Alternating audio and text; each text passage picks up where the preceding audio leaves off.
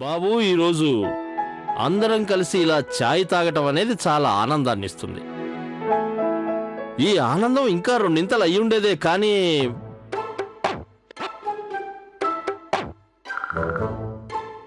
దీంట్లో కాస్త యాండి, ఎంతైతే ప్రాప్తం ఉందో దాంట్లోనే సంతోషంగా ఉండాలి. మీకు ఈ కొంతే మేలు చేస్తుంది. అలాగే.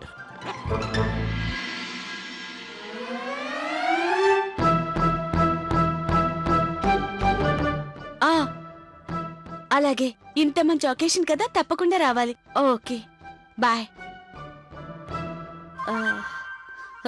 సారీ, నేను కొంచెం ఆలస్యంగా వచ్చాను. సరే గాని ఎక్కడికి వెళ్లేందుకు రెడీ అవుతున్నావు నువ్వు? అది మా మహేష్ అంకుల్ ఉన్నారు కదా, వారి 25th వెడ్డింగ్ యానివర్సరీ. ఆ ఫంక్షన్ ని వాటర్ వరల్డ్ లో అరేంజ్ చేశారు ఆయన. వాటర్ వరల్డ్నా? అక్కడే, ఎందుకంటే 25 సంవత్సరాల క్రితం అంకుల్ ఆంటీకి అక్కడే ప్రపోజ్ చేశారు. వావ్, యానివర్సరీ చేసుకోవడానికి సూపర్ ఐడియా కదా ఇది. ఐడియా సూపర్ గా ఉంది. ఏమంటావు ప్రియా?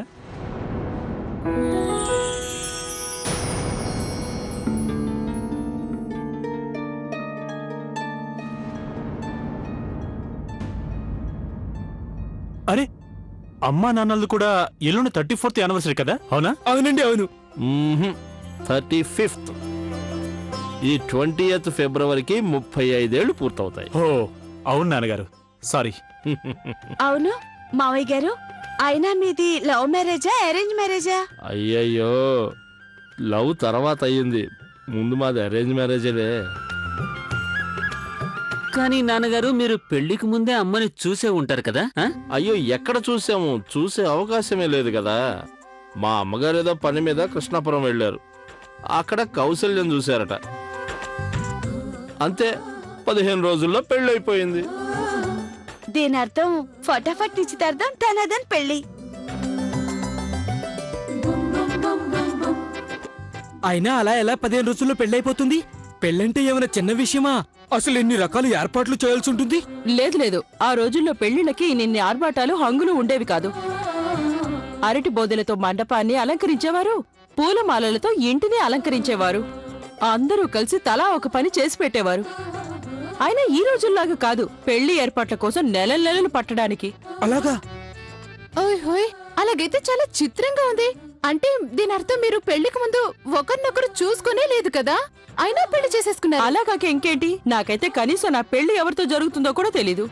అదీగాక మేమిద్దరం ఒకరి మనసులు ఒకరం తెలుసుకొని అర్థం చేసుకొని కలిసిపోయేంతలోనే ఉమేష్ బాబు పుట్టేశాడు. ఆ తర్వాత చూడాలి, 5గురు, మొత్తం ఇల్లు అంతా పిల్లలతో నిండిపోయింది. చాలే ఆపండి. ఆపాల్సింది ఏముంది అమ్మా? నేను నాన్నగారి మాటలను పూర్తిగా అంగీకరిస్తున్నాను. పిల్లలంటే దేవుడిచ్చిన అద్భుత కానుకలు, అంతేగా ప్రియా? అయినా త్వరలో మీకు కూడా గిఫ్ట్ రాబోతుంది కదా. సిగ్గే.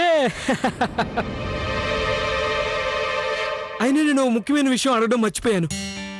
అదండి, మీ పెళ్లిలో ఎలాంటి పిండి వంటలు చేశారండి? ఏమేమి ఐటమ్స్ ఇష్టంగా తిన్నారో చెప్పండి చెప్పండి చెప్పండి. అసలు బుర్ర పనిచేస్తుందా లేదా? ఈ నేల దాకా అవన్నీ గుర్తుంటాయా? అయినా కానీ ఒక్కటి మాత్రం గుర్తుంది. అదేంటండి? ఏర్పాట్లన్నీ పూర్తయ్యాయి, ఊరేగింపు బయలుదేరింది. వధువు ఇంటి వాకిట్లోకి వచ్చేసాం, నేను మండపంలో కూర్చున్నాను. ఇంకా ఇంతవరకు శర్వాణి కుట్టనే లేదు. ఇంకో 10 నిమిషాల్లో తాళి కట్టే ముహూర్తం ఉందనంగా ఆ దర్జీ పరుగు పరుగున వచ్చి నా శర్వాణి ఇచ్చెళ్ళాడు. అయితే తాతయ్య గారు, మీ పెళ్లి ఆల్బమ్ చేయించారా? చేయించాను తల్లి. అది నేను చూడాలి. అవును తాతయ్య, నేను కూడా చూడాలి. అలాగే అలాగే. నేను కూడా చూడాలి. అలాగే నేను కూడా. నేను కూడా చూస్తాను. అలాగే అలాగే అలాగే చూపిస్తాను, ఇప్పుడే తీసుకొస్తాను.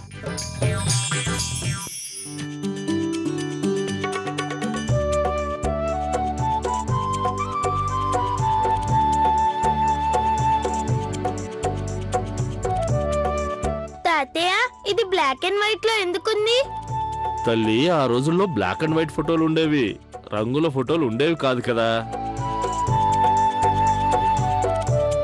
తాతగారు, ఈ ఫోటోలో మేము లేమే, మీరు మమ్మల్ని పిలవకుండా ఫోటో ఎందుకు దిగారు?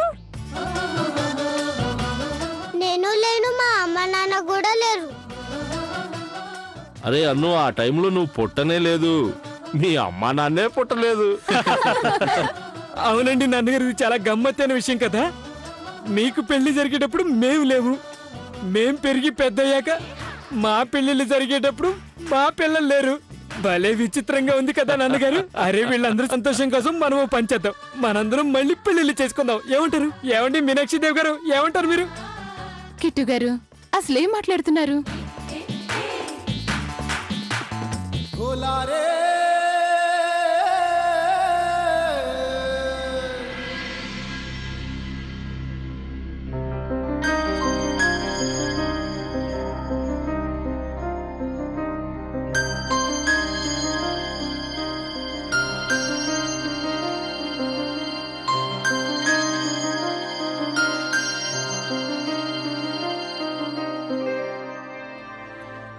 హలో,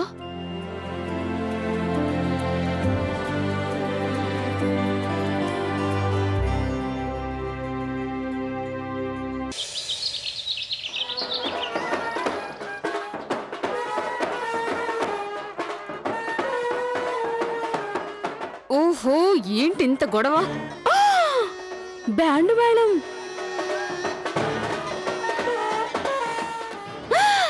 అయ్యయ్యో, వీళ్ళు చిన్నమ్మ గారింటికి వచ్చారే. కొంప తీసిలా జరగలేదు కదా? లవ్లీ చేష్టలకి విసిగిపోయి చిన్నమ్మ గారు కార్తీక్కి రెండో పెళ్లి చేయట్లేదు కదా?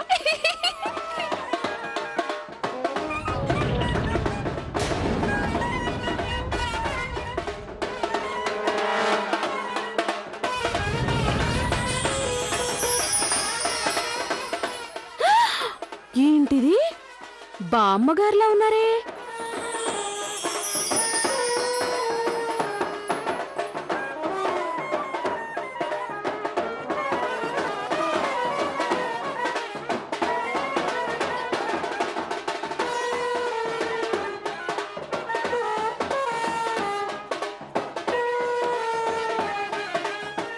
అరే అసలు ఏం జరుగుతుంది?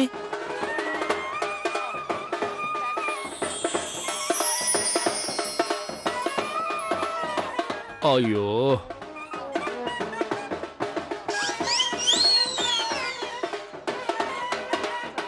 అరే ఆపండి బాబు. ఆపండి ఆపండి.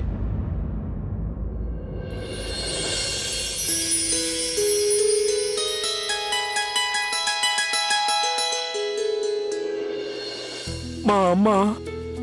బామ్మగారా?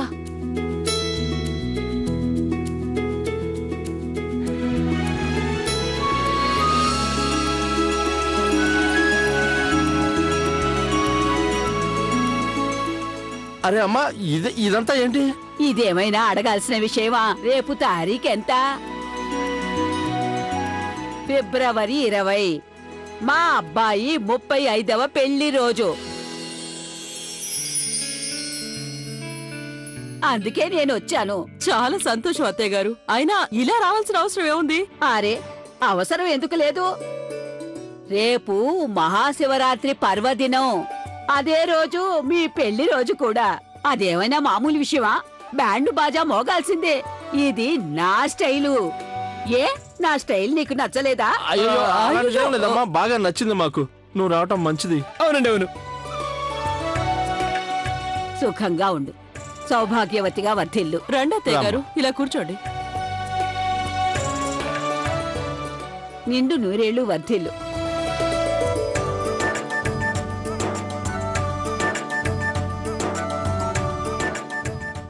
సుఖశాంతులతో ఉండు. ఎలా ఉన్నావు మనవరాలా? అంతా బాగానే ఉంది కదా?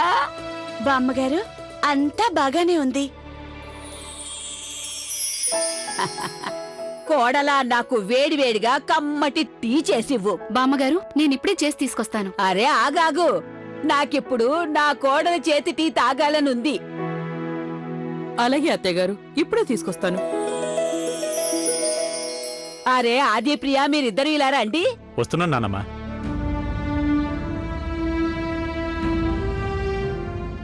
అరే మీరిద్దరూ నా మనసుని ఆనందపరిచారు.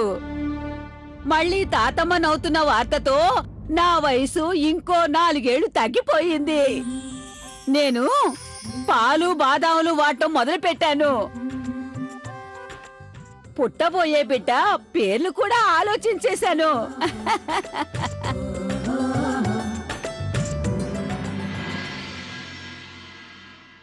ఇది తీసుకోండి, మీకు నా కానుక. చూడమ్మా, నువ్వు మళ్ళీ తాతమ్మైనప్పుడు ఈ బ్యాండ్ బాజాలు అవి వాయించుకోవచ్చు. ప్రస్తుతానికి వీళ్ళని పంపించేయచ్చు కదా. సరే, అలాగే పంపించేద్దాంలే. రేపు వచ్చేసేయండి మళ్ళీ. మళ్ళీనా? రేపెందుకు నానమ్మగారు? రేపు మా అబ్బాయికి పెళ్లి అవుతుంది. ఏంటి పెళ్ళెవరికి? అరే, నీ పెళ్ళే, ఇంకెవరి పెళ్లి?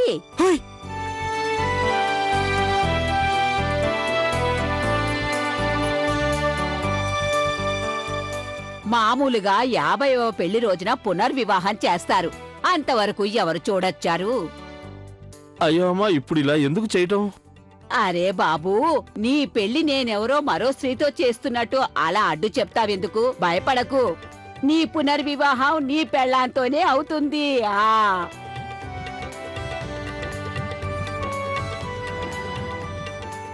మీ ఆజ్ఞ తప్పక పాటిస్తాను. బాబూ, ఉమేష్ బ్యాండ్ వాళ్ళ లెక్క చూసి పంపించు. అలాగే, నాతో రండి.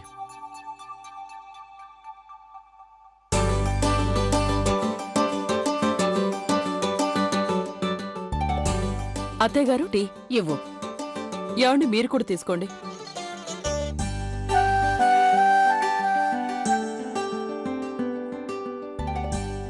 ఆహా, ఎంత అద్భుతంగా చేశావు. ప్రయాణపు బడలిక క్షణంలో మాయమైపోయింది.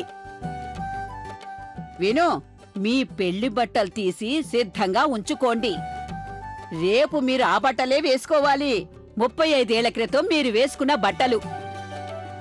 మీ ఇద్దరికి పునర్వివాహం చేయించబోతున్నాను. అన్నీ అలాగే జరుగుతాయి. అచ్చం మీ పెళ్లిలో ఎలా జరిగిందో అలాగే. అత్తయ్య గారు, ఏమంటున్నారు మీరు? మేం మళ్ళీ తాత నానమ్మలు కాబోతున్నాం. ఇప్పుడు ఇలాంటి సమయంలో ఇవన్నీ ఏం బాగుంటాయి? వద్దు తాతయ్య గారు, ఇది నా వల్ల కాదు. పెళ్లి తప్పక జరుగుతుంది, అది పూర్తి సంప్రదాయ పద్ధతిలో. నేను మళ్ళీ నిన్నొకసారి పెళ్లి కూతురుగా చూడాలనుకుంటున్నాను. 35 ఏళ్ల క్రితం నువ్వు పెళ్లి కూతురు అయినప్పుడు ఎంత ముద్దుగా ఉన్నావంటే, అరే నాదిష్టే తగిలేలా ఉంది. ఈ రోజు కూడా నువ్వు అలాగే అలంకరించుకుంటే నీ కోడళ్ళ కన్నా అందంగా కనిపిస్తావు.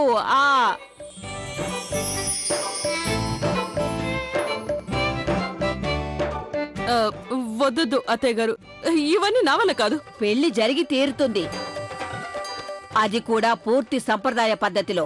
ఇది నా ఆజ్ఞ, అంతే.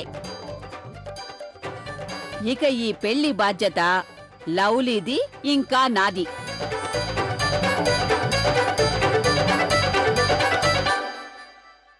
అందుకని లవ్లీ చెప్పినట్టు మీరందరూ విని తీరాల్సిందే, సరేనా? లవ్లీ, చెప్పండి బామ్మగారు. అమ్మాయి, నా గదిలోకి నా సామాన్లన్నీ తీసుకురా. మంచిది, నేను కాసేపు విశ్రాంతి తీసుకుంటాను. మీరు ఏర్పాట్లన్నీ మొదలు పెట్టండి. అరే ఏమండి, మీరేమన్నా చెప్పండి, ఇదంతా నా వల్ల కాదు. అయినా అమ్మా, నాన్నగారు, ఇందులో అంతగా కంగారు పడాల్సిందేమని చెప్పండి. ఈ పెళ్ళనేది మీ ఇద్దరికే జరగబోతుంది. దీన్నే పునర్వివాహం అంటారు. ఈ పునర్వివాహాన్ని మేం బ్రహ్మాండంగా జరిపిస్తాం.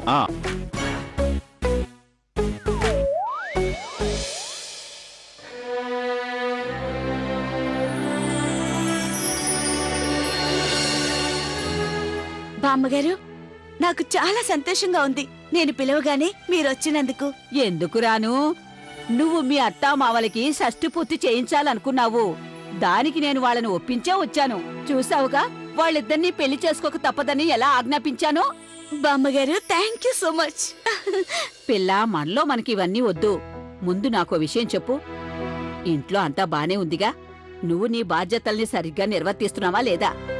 బామ్మగారు, కష్టపడుతూనే ఉన్నాను, ప్రయత్నిస్తూనే ఉన్నాను. అయినా ఎలా చెప్పను, ఏది చేసినా గందరగోళమే. బామ్మగారు, పనులు నేర్చుకునేందుకు నేను గులాబీలాగా ఇంట్లోకొచ్చాను. గౌరమ్మ గారు, కానీ నేను ఆ విషయం చెప్పేలోపు నా రహస్యం బయటపడింది. కార్తీక్కి కోపం వచ్చింది. నువ్విలా బ్యాగ్ ప్యాక్ చేసుకుని ఎక్కడికి వెళ్తున్నావు? నువ్వు నా గురించి ఆలోచించాల్సిన అవసరం లేదు. నేను నానమ్మ గదికి షిఫ్ట్ అవుతున్నాను. ఆ తర్వాత వెండి చెంచా, ఒక రామచిలుకొచ్చి చెంచా తీసుకెళ్లిపోయింది. ఇది స్టీల్ చెంచా, వెండిది కాదు. ఇక ఆ తర్వాత ఒక కుక్క పిల్ల అది ఇంట్లోకి దూరింది. అత్తయ్య గారికి కుక్కలంటే చచ్చేంత భయం. అరే, ఇలాంటి సంఘటనలుంటేనే ఇల్లు ఇల్లులా ఉంటుంది.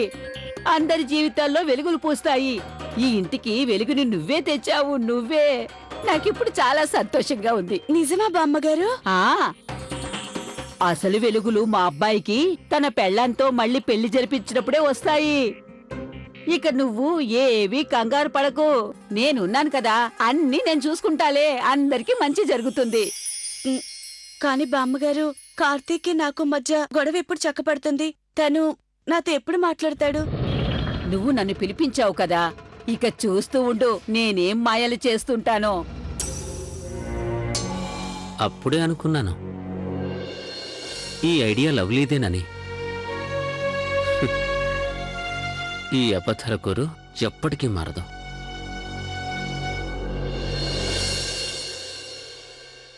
ప్రియాక్క, వీటిని ఇన్విటేషన్ కార్డ్స్ చేయాలి. మీరు రెడీ చేస్తారు కదా, తీసుకోండి.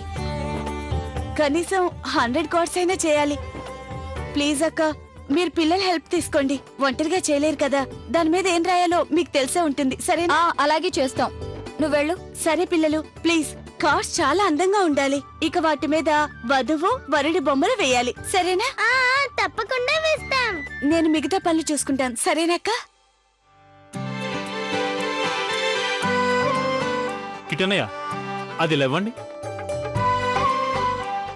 పరుపులన్నీ తెచ్చేశాం. అది నీ డెకరేషన్ అంతా పూర్తయిందా? అయ్యిందన్నయ్య, ఇటువైపు మొత్తం డెకరేషన్ పూర్తయింది. మీరు ఆ సైడ్ లో చూడండి. అటువైపు 3-4 కడితే సరిపోతుంది. మామూలుగా అయితే మెహందీ, సంగీత కచేరీ చాలా ఎక్కువ. అన్నయ్య గారు, ఒక మాట చెప్పనా? అది శివ బాగా గుర్తొస్తున్నాడు. ఈ టైంలో శివ సిమ్రాన్లు ఇక్కడ ఉండుంటే ఎంత బాగుండేదో. అదండి నా మనసుకి ఏమనిపిస్తుందో తెలుసా? పెళ్లి జరిగే సమయానికి వాళ్ళిద్దరూ తప్పకుండా వస్తారు. అప్పుడు అందరికీ బాగుంటుంది. కిట్టు, ఆశావాదంతోనే జీవితం నడుస్తుంది. అలాగే ఆశించు, బహుశా వాళ్ళు వస్తారేమో. అరే, అలా నిలబడి కబుర్లు చెప్పుకుంటారా? ఏమైనా పనులు కానిస్తారా? నానమ్మగారు, దాదాపు అన్ని పనులు పూర్తయిపోయాయి. 1-2 మిగులుంటాయి. అవి కూడా కాసేపట్లో పూర్తయిపోతాయి. మీరు నిశ్చింతగా ఉండండి. అలాగే, త్వరగా త్వరగా అన్నీ కాని. అలాగే అలాగే అలాగే. కిట్టు, దాన్ని అక్కడ పెట్టు.